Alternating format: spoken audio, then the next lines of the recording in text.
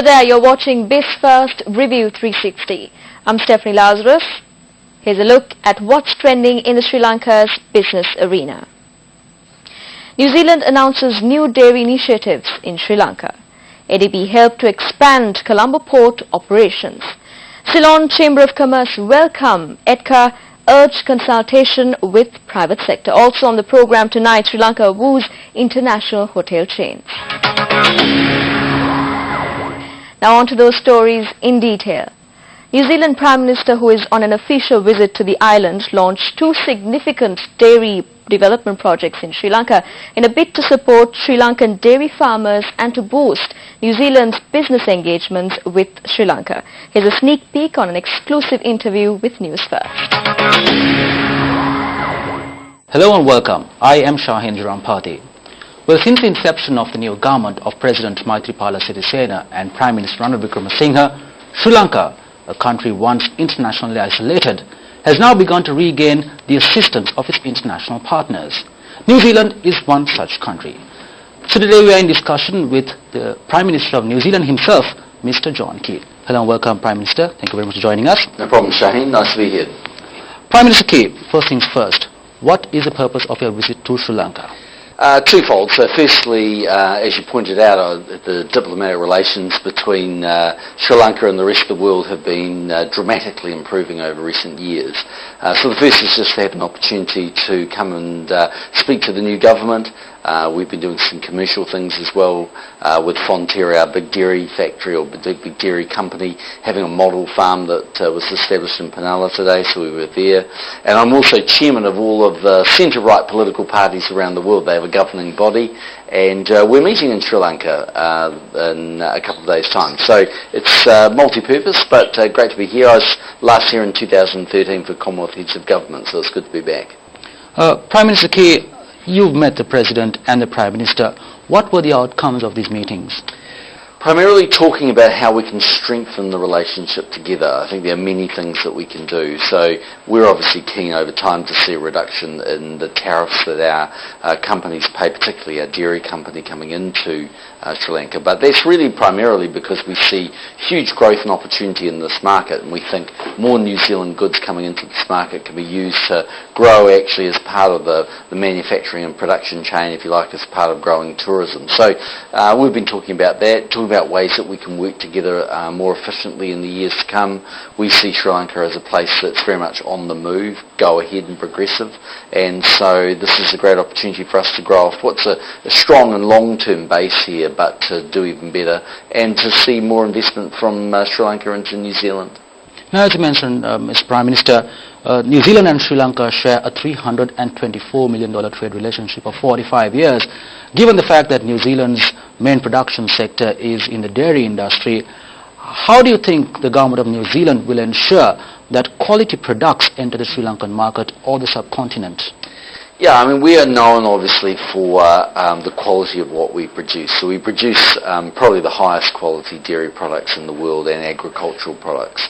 And that's why we can get a premium for what we sell. And, you know, very big markets like China, we're their largest supplier. The largest supplier by far of infant baby formula, for instance, into China, but right across the world. I mean, I think the big challenge for us is how do we really add value here in Sri Lanka? It's one thing for us to go and sell a range of products here, but can we actually help Sri Lanka itself grow? And that's really what the model farm's been about. We're not here to put Sri Lankan farmers out of business, quite the opposite. We're actually here to add value and to see if we can lift their productivity. So a dairy cow here in Sri Lanka produces about 4 litres of milk. The equivalent comparison is about 5 times that out of New Zealand. And if we can see Sri Lankan farmers far more productive, then they'll employ more people, they'll produce more product, and as your demand grows, more of it can be fulfilled from your local supply, and we can have an involvement in that, but also it's just as part of our, I guess, responsibility as a sort of a good international citizen. We're keen to work alongside Sri Lanka, and we do that actually around the world, from China right through to parts of Europe. Right, thank you very much, Prime Minister Key. It's an absolute pleasure speaking with you. Thank you very much. Thank you very much indeed. Thanks for having me on the show. Tune in to TV1 on Tuesday, that's on the 1st of March at 9:30 p.m. for the exclusive interview. The east terminal of the extended Colombo port, which has the only deep water terminal in South Asia, is set to receive assistance from the Asian Development Bank. The Asian Development Bank and the Sri Lanka Ports Authority signed a transaction advisory services agreement to develop the east container terminal of the Colombo port through public-private partnership. The ADB says the project will bring leading operations and technology from the private sector that will help anchor Sri Lanka's position as a key transshipment hub for global trade and the region. You would see the witnessing of the loan agreement between the ADB and the government of Sri Lanka, where they facilitated small and medium loans to be given to the banks through 14 billion allocation of funds to the government of Sri Lanka. They also had the public-private partnership where the advisory to the government of Sri Lanka on the east terminal in the port was also facilitated. And I must take this opportunity to thank the ADB for the continuous support that they have given the government of Sri Lanka. The $500 million project will include operationalization of the existing 400-meter berth at the terminal, the full design, building, finance, operation and maintenance of the remaining 800 meters of berths. The Sri Lanka Ports Authority has already invested $80 million in construction of the 400-meter berth at the terminal. The ADB has also provided a $300 million loan in 2008 to support the construction of the breakwater of the Colombo port. Sri Lanka's main business chamber has welcomed the Economic and Technological Cooperation Agreement proposal with India. Now that's coming up after this short commercial break.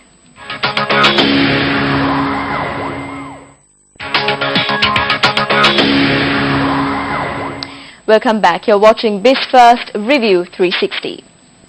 The Ceylon Chamber of Commerce has urged the government to consult the private sector on the proposed Economic and Technology Cooperation Agreement, or ETCA, with India. Sri Lanka's main business chamber says misinformation regarding the proposed Economic and Technology Cooperation Agreement with India is triggered by the lack of robust information sharing and a systematic consultative process by authorities. While welcoming Prime Minister Ranil Wickremesinghe's statement in Parliament explaining the government's stance on the proposed Economic and Technology Cooperation Agreement with India, or ETCA, the Ceylon Chamber of Commerce urged authorities to adopt a more consultative approach with the private sector. International hotel chains are eyeing at Sri Lanka's booming tourism market and are upbeat about opening some of the international hotel chains here in Sri Lanka. Here are sentiments from top international hoteliers. I think there are great opportunities in Sri Lanka, especially with the growing traffic. And one of the key things that's really happened to me over the last few years, in the last 2 years, I think Sri Lanka has done a great job in terms of their visa policy, because every time I attend an international fair, whether it's the Luxury Travel Mart in Cannes or the ITB in Berlin, everybody talks about what a great job Sri Lanka has done in terms of its visa experience. I was able to experience it firsthand when I applied for a visa here, and I think that's commendable.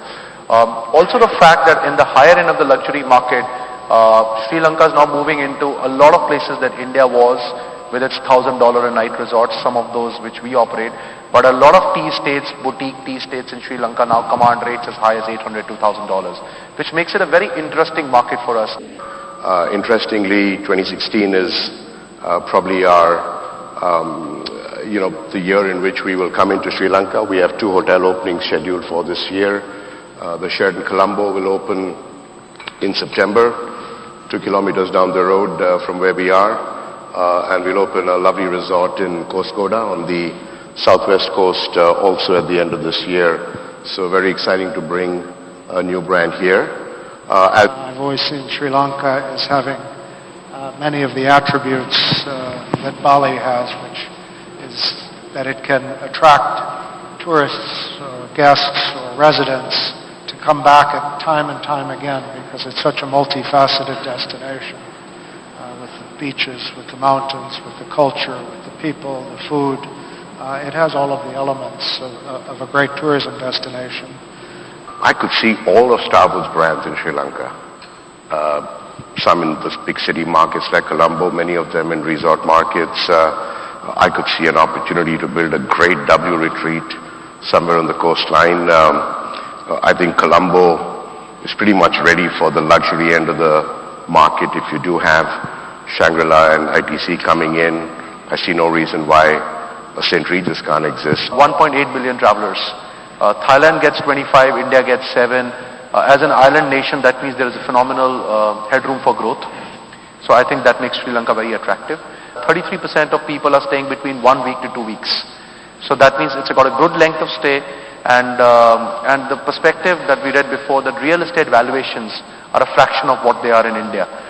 So I think all these three things combined together make it a very attractive market for us. Sri Lanka needs branded hotels. That's really what's most important, because branded hotels create demand. Today when you look at the beautiful coastline, and if I just talk about the southwestern coastline between Colombo and Galle, all those lovely little towns with small hotels there, today I think still many of them are either domestic tourists or the cheaper end charter tourists. The moment you bring in branded hotels there, and which is why we're so excited about opening the Sheraton in Kozgoda, I think you can change the dynamics of that market, both in terms of pricing, revenue optimization. European, Australian, essentially Western traveler who came looking for culture, looking for rural bliss and nature. The shorter haul Asian traveler comes for shopping, as Manav pointed out. They come for dining, for nightlife. And they speak different languages. So we've had to adapt to that, and I think Sri Lanka is going to go through that. Does Sri Lanka need mega development projects to fast-track the country's economy? Find out after this short commercial break.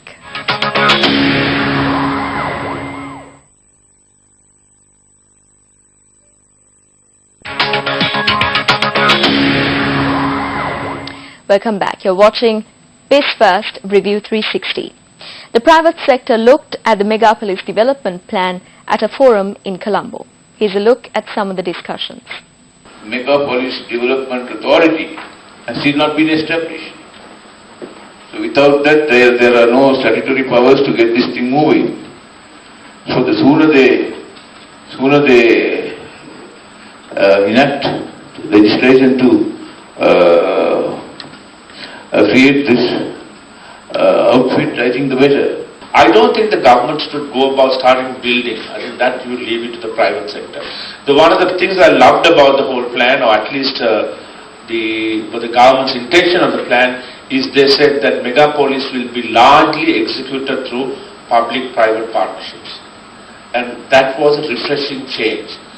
From an era where PPP became a bad word, you couldn't even talk about PPP, people didn't believe in it, to say where the government is saying that megapolis will be implemented through PPPs, I think is a refreshing change. Conceptually and strategically, I think it's a fantastic project. It's a brilliant project.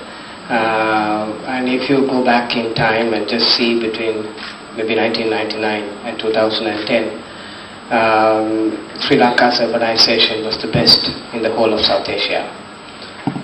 But then World Bank says it's messy. World Bank says it's not efficient, and in fact they go on to say it's reform which is required. The fact of the matter is that it's reform which is happening, and that reform is where we need to support. I think there is a lot of preconceptions which need to be sometimes got rid of, because there will be a lot of social change which is associated with a project of this magnitude. So unless we can handle that satisfactorily, right, I don't think that this would go forward in any meaningful way, right. So I think one of the positives which I saw from last week was that government for once, I think the first meaningful stand which they have taken since they came into power, they put their foot down and said, no, we have given all those people who were displaced from Jensen Vatta, wherever it was, we have given you all houses. There is no question, you can sit on the road for 1 or 2 days, but by and large that's it. There is no question of extending it or whatever it is. Prime Minister Modi went to the world with his 100 city program. went to the world and then marketed the project. So I wonder whether we are working on the right lines in that context. And the good news for India is the fact that so many countries have pledged investments. So many countries have pledged investments, so they are kicking off this 100 cities program. So I think India is a good model for us to follow. We are running into a middle income trap, and whatever may be what people say, we need a jump start to move away from this middle income trap. Now, in my view, I think this megapolis is going to be an opportunity for us to take that leap. We've sat at many policy meetings in different perspectives, in different levels, and we are trying to understand how do we make sure Sri Lanka doesn't get into this middle income trap. I think in my view, we will move towards this whole area of the fourth industrial revolution. The megapolis is going to have a huge impact on the whole area of connectivity and digitalization and linking digital with technology. Now at a look at other stories. Over 100 investors from 17 countries will arrive in the island next month to take part in the Sri Lanka Investment Business Conclave 2016 organized by the Ceylon Chamber of Commerce in association with a host of government agencies. The much-awaited forum will kick off on the 8th of March at the Cinnamon Grand in Colombo.